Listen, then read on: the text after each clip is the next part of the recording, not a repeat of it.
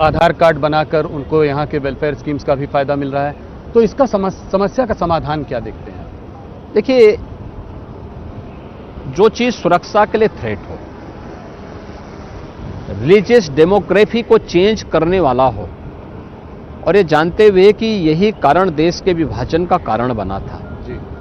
हमें उससे समय रहते सतर्क और सावधान होना होगा। दिल्ली का उदाहरण आपके सामने है। दिल्ली में ओखला औद्योगिक नगरी है। पिछले 10 वर्ष में कोई उद्योग नहीं लगा पाई दिल्ली की आम आदमी पार्टी की सरकार। न्यू ओखला के रूप में नोएडा है। देश का सबसे बड़ा इन्वेस्टमेंट का डेस्टिनेशन बना हुआ है। उन्होंने निवेश किया बांग्लादेशी घुसपैठियों और रोहिंग्या को बसाकर। हमने निवेश किया औद्योगिक इकाइयों को ला करके, मॉडर्न एज टेक्नोलॉजी को वहां पे ला करके। डाटा सेंटर बन रहे हैं, रोबोटिक के सेंटर बन रहे हैं, और भी एआई के नए नए सेंटर वहां पे स्थापित हो रहे हैं। लाखों नौजवानों को रोजगार के अवसर वहां से प्राप्त हो रहे हैं। तो ये दोनों में यही अंतर है। यूपी और दिल्ली में उत्तर प्रदेश की भारतीय जनता पार्टी की डबल इंजन सरकार में और दिल्ली के अंदर आम आदमी पार्टी की सरकार में यही अंतर है। वे अपने राजनीतिक स्वार्थ के लिए बांग्लादेशी घुसपैठियों को वोटर बना रहे हैं, निवेश को हतोत्साहित कर रहे हैं, रोजगार नहीं उपलब्ध करा पा रहे हैं, डेवलपमेंट की योजनाओं को पूरी तरह उन्होंने ठप कर दिया है। लेकिन दूसरी तरफ उत्तर प्रदेश सरकार है कि उत्तर प्रदेश के अंदर हमने यूपी को निवेश के सबसे बड़े गंतव्य के रूप में स्थापित करने में सफलता प्राप्त की है। यूपी को देश के सबसे बड़े स्पिरिचुअल टूरिज्म के हब के रूप में स्थापित करने में सफलता प्राप्त की है। देश के अंदर सबसे अधिक रोजगार दे करके यूपी के युवाओं के हाथों को काम देने में सफलता प्राप्त की है, और देश के अंदर इंफ्रास्ट्रक्चर का एक मॉडल यूपी के अंदर हम लोगों ने खड़े करने में सफलता प्राप्त की है। योगी जी, आपने वक्फ बोर्ड को माफिया बोर्ड बोला है। आपने कहा है जितनी वक्फ की जो सरकारी जमीन जो उन्होंने ली है उसकी हम एक एक इंच वापस लेंगे। कैसे हो पाएगा ये? देखिए, हो रहा है। मुझे ये बात तब कहनी पड़ी जब अयोध्या के लिए, काशी के लिए, प्रयागराज के लिए, संभल के लिए, हर एक जगह के लिए उनके दावे आने लग गए कि ये तो वक्फ की लैंड है। तो फिर मैंने पुराने राजस्व रिकॉर्ड टटोलने शुरू किए, और राजस्व रिकॉर्ड टटोलने के बाद जो चीज़ें सामने आई उसका परिणाम हमारे सामने है। हम लोग देखने में सफल हुए कि इनके दावे गलत थे। इसलिए हमने कहा कि वक्फ बोर्ड को कोई माफिया बोर्ड मत बनाओ, अन्यथा यूपी का माफिया टास्क फोर्स इस पे कार्रवाई करना प्रारंभ कर देगा। हम लोगों ने यूपी वक्फ बोर्ड के नियमावली में संशोधन करके इस बात की व्यवस्था की है कि हम लोग पुराने राजस्व रिकॉर्ड निकाल करके, राजस्व रिकॉर्ड में जो दर्ज होगा उसके अनुसार हम कार्रवाई करेंगे। उनके सारे दावे गलत साबित हो रहे हैं। क्या यूपी में यूनिफॉर्म सिविल कोड लागू होगा, और कब तक? यूपी की कार्य पद्धति से कहीं आपको लगता है कि यूनिफॉर्म सिविल कोड नहीं है? आप कह रहे हैं कि ऑलरेडी लागू हो चुका है। ये ऑलरेडी लागू है। सुप्रीम कोर्ट की आपको पिछले आपके कार्यकाल में आपको बुलडोजर बाबा का वो मिला। लोगों को उम्मीद थी कि जब कभी जस्टिस नहीं मिल पाती है तो इस तरीके से उनको जस्टिस मिलती है, और आपको उन्होंने प्यार से बुलडोजर बाबा बुलाया। अब सुप्रीम कोर्ट की गाइडलाइंस आई हैं नेशन वाइड जो है, जो कि लागू हैं।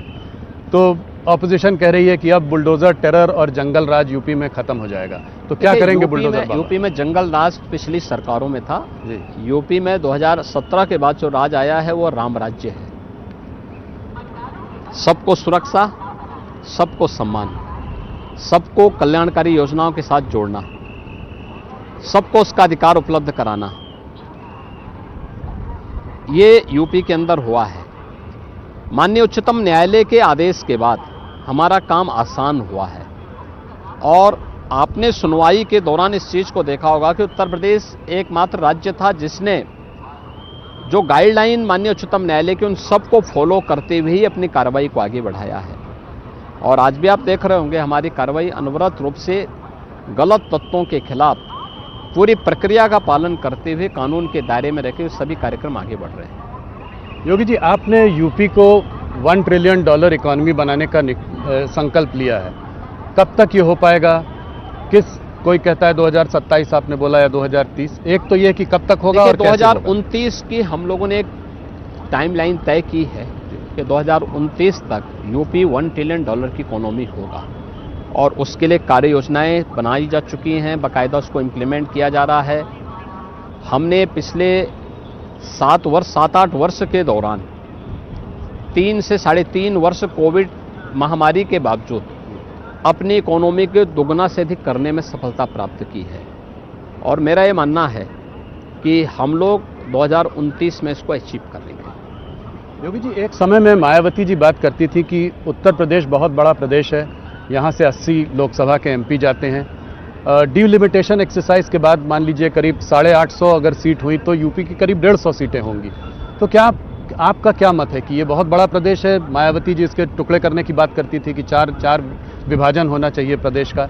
आप इसको कैसे देखते हैं? देखिए, यूपी अपने आप में यूपी है, इसकी पोटेंशियल है ये, और मुझे लगता है यूपी को यूनाइट रह करके ही अपने लक्ष्यों को प्राप्त करना चाहिए और मुझे लगता है इसी में उसकी ताकत भी है, इसमें उसकी पहचान भी है, उसका सम्मान भी है।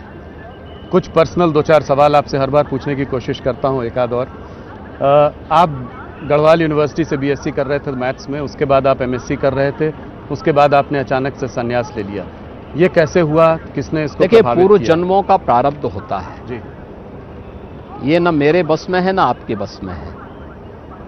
जो विधाता ने लिख दिया वो होकर के रहेगा और वही मेरे साथ भी हुआ है। तो आप कैसे आकर्षित हुए इसकी ओर?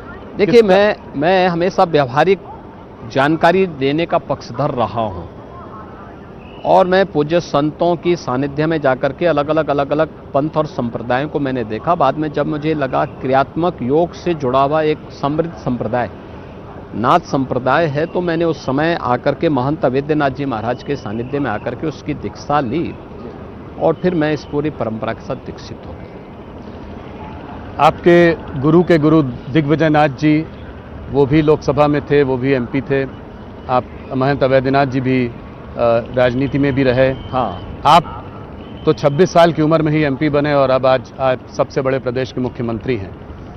धर्म और राजनीति को आप कैसे देखते हैं? इसमें कोई विरोधाभास? देखिए, विरोधाभास मानने के लिए मानो तो गंगा जल है, न मानो तो बहता पानी है। आप मानो तो धर्म एक जीवन पद्धति है जो सदाचार, कर्तव्य और नैतिक मूल्यों का एक प्रवाह है जिसमें व्यक्ति और समाज का जीवन टिका हुआ है। क्या कोई राजनीति कर्तव्य से विमुख हो सकती है? सदाचार और नैतिक मूल्यों से विमुख हो सकती है? राजनीति इसके सापेक्ष चलेगी तो समृद्धि को प्राप्त करेगी, इसके निरपेक्ष होगी तो पतन को प्राप्त करेगी। योगी जी, जब आप गोरखपुर आए तब आप मात्र 21 साल के थे। उस वक्त गोरखपुर माफिया की गिरफ्त में था, 2-3 बड़े माफिया डॉन्स थे, आए दिन हत्याएं होती थी। क्या आप जब वहां आए तो उससे कुछ सीख मिली कि आगे आप कैसे, आपकी आज सोच जो है क्या उस वक्त? देखिए, मैं जब 1992-93 में गोरखपुर आया था, सचमुच स्थिति बहुत खराब थी।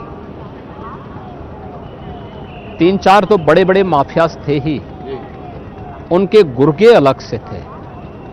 गोरखपुर का हर व्यापारी, हर उद्यमी गुंडा टैक्स देता था, हर चिकित्सक गुंडा टैक्स देता था। और अगले 2-3 साल तक मैंने भी ये सब अनुभव किया, कैसे व्यवस्था को पूरी तरह पैरालाइज करके रखा हुआ था। कोई भी सरकार रहेगी, माफियाज के सामने किसी की कुछ नहीं चलती थी। लेकिन 1996 के बाद जब मुझे लगा कि अब चुप बैठने से काम नहीं होने वाला है, क्योंकि कोई तो उनके सामने बोलता नहीं है, सारी मशीनरी उनके सामने वो मौन है, तो मुझे स्वयं फील्ड में उतरना पड़ा था उनके खिलाफ और बोलता था, मैं लड़ता था, विरोध होते थे। और सांसद बनने के पहले पहले हम लोग लगभग गोरखपुर के माफिया राज को कंट्रोल कर चुके थे। हमने हर व्यापारी की बैठक की, हर चिकित्सक के साथ बैठक की, हर उद्यमी के साथ बैठक की। मैंने कहा भी कोई गुंडा टैक्स नहीं देगा और मत दो इन गुंडों को टैक्स, अगर दोगे तो अपने लिए दुर्गति करोगे। और मुझे प्रसन्नता है कि गोरखपुर का हर व्यापारी, हर व्यक्ति विश्वास किया। आज वहाँ पे एकदम शांति है, सुरक्षा है और पूरा प्रदेश के अंदर उसको लागू करने में, जब मुख्यमंत्री बना तो मुझे उसको लागू करने में सफलता मिली। बहुत खतरनाक काम था उस वक्त, उनसे लड़ना कोई सामान्य खतरनाक बात नहीं, क्योंकि वे सब सत्ता प्रायोजित थे, जी। सत्ता का संरक्षण उन माफियाज को था। लेकिन आज मुझे लगता है कि वो जो संघर्ष है वह न्यू बनी आगे प्रदेश के माफियाज से लड़ने में। योगी जी, आपने बहुत छोटी उम्र में अपने फैमिली को छोड़ दिया। आपके फैमिली के बारे में लोग ज़्यादा जानते भी नहीं हैं। थोड़ा बहुत जो हम लोग जानते हैं, आपकी एक बहन है, वो एक टी स्टॉल चलाती हैं। आपके एक भाई शायद सूबेदार हैं, हो सकता है मैं कुछ गलत भी हूँ। एक भाई आपके पत्रकार हैं, एक जो है गोरखनाथ कॉलेज में काम करते हैं। तो इस तरह के सामान्य वातावरण में आप पले बढ़े, आज आप प्रदेश के मुख्यमंत्री हैं। क्या इनसे बातचीत हो पाती है? क्या मिल पाते हैं? क्या याद आती है? देखिए, ये मेरा सौभाग्य है कि मेरा जो जैविक परिवार है, मेरे परिवार के जो भी सदस्य हैं, वे लोग मेरे कार्य में, मेरे किसी भी धार्मिक या राजनीतिक कार्य में किसी प्रकार का कोई हस्तक्षेप उस अभियान के साथ कभी नहीं किए। यहाँ तक कि मेरे पास भी नहीं आते। उनमें से मुझे लगता है किसी ने भी गोरखनाथ मठ नहीं देखा होगा, अभी तक नहीं देखा होगा। और कुंभ में भी मैं मेरे लिए इस पूरा परिवार जो यहाँ आ रहा है, सब मेरे लिए परिवार जैसा है। तो मुझे इन सब की सेवा करने में आनंद की अनुभूति होती है और मैं मानता हूं इनका जो पुण्य होगा, ये सब पुण्य उन लोगों को भी प्राप्त हो जाएगा। एक आखिरी सवाल, राजनीति में आने के बाद लोग सत्ता लोभी हो जाते हैं, परिवारवाद होता है, परिवार के बारे में सोचते हैं, अपने बच्चों के बारे में सोचने लगते हैं। एक योगी इस सत्ता लोभ से कैसे दूर रहता है? और अगर आप आज मुख्यमंत्री नहीं होते तो योगी आदित्यनाथ क्या कर रहे होते? मैं एक योगी के रूप में अपना काम कर रहा हूं, आगे भी काम करता, उसमें कोई वो नहीं। मेरा मिशन एक ही है, सनातन धर्म को मजबूत करना, भारत की मजबूती के लिए काम करना। पूरा जीवन भारत माता के चरणों में है, सनातन धर्म के लिए समर्पित है। इसी में देश का और समाज का कल्याण है। योगी जी, बहुत बहुत धन्यवाद। मैं खुद प्रयागराज में पला बड़ा हूं, तो ये मेरा सौभाग्य है कि आज मैं पहली बार प्रयागराज में, वो भी महाकुंभ के पावन पर्व में, आपका इंटरव्यू कर रहा हूं। हमारे दर्शकों की तरफ से आपको बहुत धन्यवाद। राहुल जी, आप यहाँ पर आए हैं, आपका और आपकी पूरी टीम का मैं महाकुंभ नगर में अभिनंदन करता हूं। और ये सुंदर दृश्य जो आप देख रहे हैं सामने, ये त्रिवेणी का है, संगम तट का है। मुझे लगता है कि जो करोड़ों दर्शक हैं न्यूज़ 18 के, उन सबको ये दृश्य देखने का और इस भव्य स्वरूप को देखने और इससे अभिभूत होने का एक अवसर प्राप्त होगा। बहुत बहुत धन्यवाद।